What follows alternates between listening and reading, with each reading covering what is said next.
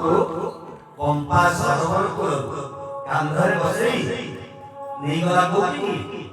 ଆପଣଙ୍କ ଋଷଭୂତ ପର୍ବତ।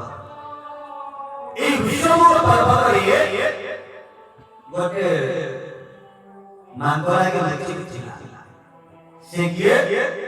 ନା ବାଘର ଭାଇ, ନାଟା ହେଉଛି ସୁଗ୍ରୀବ। ନାଟା ହେଲା ସୁଗ୍ରୀବ। ନିଜର ବଡ଼ ଭାଇର ଭୟରେ ନିଜକୁ ବଞ୍ଚେଇବା ପାଇଁ, ନିଜର ଜୀବନକୁ ବା ନିଜର ଅସ୍ତିତ୍ୱକୁ ରଖିବା ପାଇଁ ଋଷଭୂତ ପର୍ବତର ଗୁମ୍ଫା ଭିତରେ ଲୁଚିକି ରହିଛି। ହନୁମାନ ଆଦି କେତେଜଣ ବ୍ୟକ୍ତି, କେତେଜଣ ମର୍କଟ, କେତେଜଣ ଭାଲୁ ତାଙ୍କର ସହଚର ଭାବରେ, ତାଙ୍କର ସାଥୀ ଭାବରେ ତାଙ୍କୁ ବଞ୍ଚିବାର ରାହା ଯୋଗେଇ ଦେବା ପାଇଁ ତାଙ୍କ ପାଖରେ ଅଛନ୍ତି। କେତେବେଳେ କଣ ଘଟିବ ସେ କଥା ପଞ୍ଚମ ଶ୍ରେଣୀ ବହିରେ ମୁଁ ସେତେବେଳେ ପଢିଥିଲି। ମନ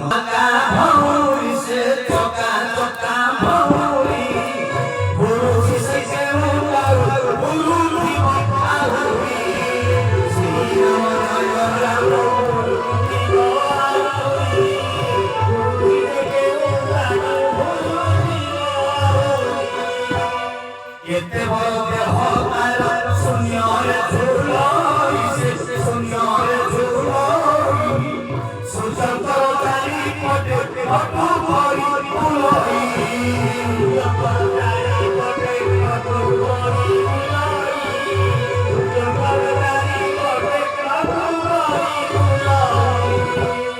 ବଡ଼ ଶିକ୍ଷାଟି ତା ଭିତରେ ଅଛି।